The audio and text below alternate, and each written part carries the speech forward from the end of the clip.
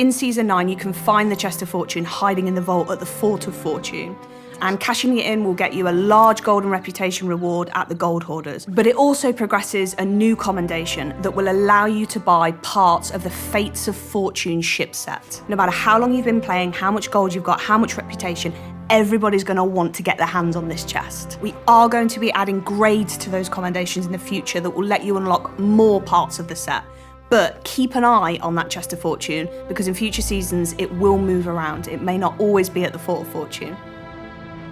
We've locked kind of one half of the cosmetics behind the Chest of Fortune, but then we really loved when we first put the Reaper's Chest into the game for the first time, and we kind of had all this emerging gameplay around players trying to steal these Reaper's Chests from one another, and thought it'd be good to kind of revive that and kind of tweak the gameplay a little bit. So we've made it so that the beacon on the Reaper's Chest and the Reaper's Bounty Chest, they're just permanently on now. As soon as you pick that up, you're a permanent beacon for other players in the world. But if you cash in enough of those chests, like the Chest of Fortune, you'll be able to get these unique cosmetics as well. World events are a staple of the Sea of Thieves experience, but they have historically been balanced for our larger crew sizes. We wanted to kind of trim the fat a little bit, get rid of some of the frustration. As part of that, we took the opportunity to make sure that they scale for the amount of players who are nearby and taking part. The Fort of Fortune was definitely our longest world event in terms of the time it was taking players to complete, which is an achievement for those that managed it, but not necessarily achievable for the vast majority of players in Sea of Thieves. So we wanted to shrink that down and also just take some of the rough edges off. As part of the Fort of Fortune experience, the rebalanced Ashen Lord is now placed on there as well, so you've got your final boss at the end. They were set up as a 4-player world event really, so for big crews. But when you got down to like lower numbers of players, like 1 player, 2 player, you felt like a bullet sponge. The abilities wouldn't kick off as readily, so it didn't feel as fast-paced and as sweat-inducing as we wanted. So with this new system that we've got in, which scales towards the amount of players, he's kicking off his abilities quickly, throwing grenades, knocking back. It's just a bit more frantic, a bit shorter. He doesn't feel like a sponge anymore. One of the rewards that you get for completing the event is the Ashen Wind Skull. Flamethrower, he opens up his mouth, he's flamethrowing everywhere, it's awesome. But the thing is, single players never really got to experience it so much. So now, if you defeat the Ashen Lord, around a 10-minute experience, we hope, get your hands on the Ashen Wind Skull and you can go setting skeletons on fire, setting ships on fire and enjoying yourself across the seas as a single player, burning things, basically.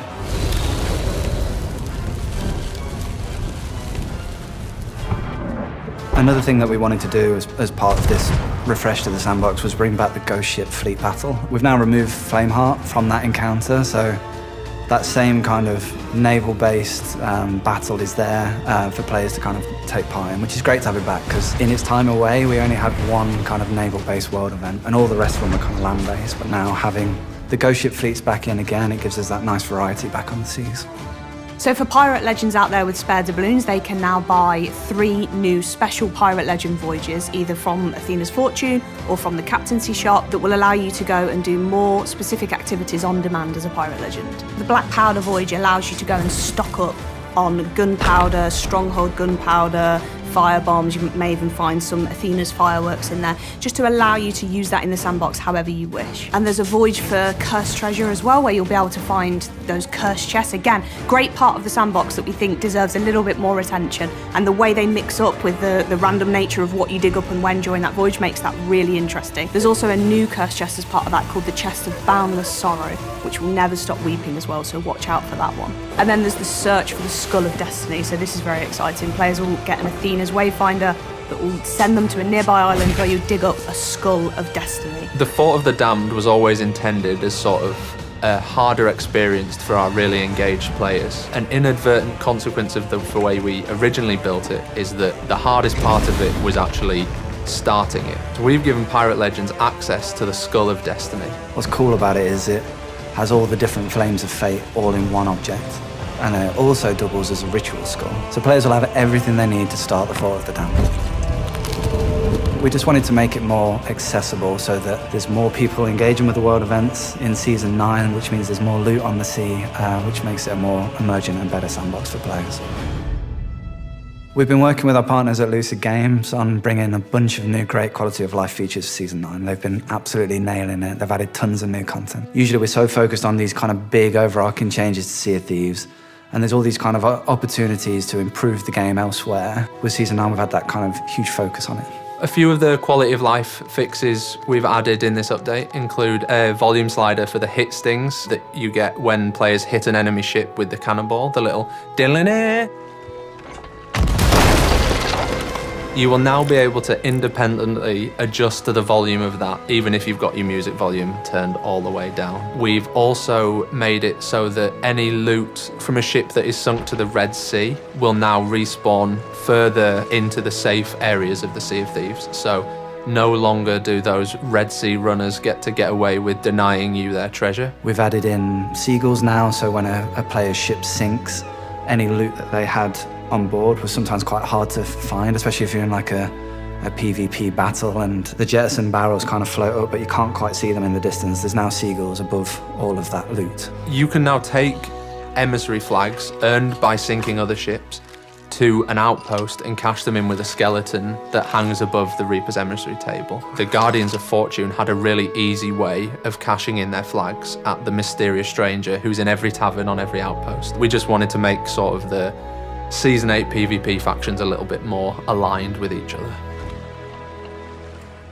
Delric is our new character that has just joined the Hunter's Call. He's kind of just become old enough to step into his Uncle Merrick's shoes, big shoes to fill, but he's going to try his best to do it. So players can now cash in for the Hunter's Call at Stephen's Spoils again. We've added a new bait box for the Hunter's Call that allows players to kind of purchase a crate full of bait so they can go on these fishing trips really quickly. The Sovereigns will now take deliveries of Hunter's Call items as well and cash those in for you. But the Hunter's Call, they still really want those direct deliveries to Seapost, so they'll offer you a bonus on the gold if you take it straight to them. Perhaps my favourite one that we've finally got round to doing is correctly randomising the outpost that you spawn at the beginning of a session. Gone are the days of constantly seeing Galleon's Grave and Daggertooth Outpost, and sunnier skies lie ahead. One of my best changes that we've added is the ability to sell items directly from a collector's chest. Press one button and it just sells all the items inside that are relevant for that trader, and it just makes everything so much quicker. So my absolute favourite quality of life feature in Season 9 are the changes to the harpoon. So that's unified now, just like when you harpoon a player in and they land immediately on the deck of the ship, now your treasure does too. It makes those harpoon moments just that lot more viable. If you're sailing past some treasure really quickly, sailing past some barrels of plenty, you've got the opportunity to grab a few more things. It's really fast, really efficient, and it feels amazing. My favourite would be the Ashen Lord. Now, I might be a bit biased on that, but even though I've played it hundreds and hundreds and hundreds of times, when the music's kicking in and he's doing his World's End ability and all the rocks are coming down, it's just so frantic and fun. I just love it. So as you look out on the horizon, you're seeing all these different world events appear. It just feels much more approachable and achievable now than ever before. Like, everything feels like a genuine opportunity that I want to go and engage with. And that just feels like the sandbox becomes so much richer because I just want to take part in everything. All these individual features that we're bringing in as part of Season 9 are really greater than the sum of their parts when they work together. So you set sail in Season 9 and maybe you're holding a Skull of Destiny, you're about to go and light the Flames of Fate at the Fort of the Damned. When you see a beacon on the horizon, someone's picked up a Reaper's chest and maybe you want to go after that to get those Fates of Fortune weapon set. But then you see the Fort of Fortune's just started as well, the clouds just appeared for that, so maybe you want to go after that. And really is this wealth of choice and experiences for players in that quintessential Sea of Thieves sandbox way.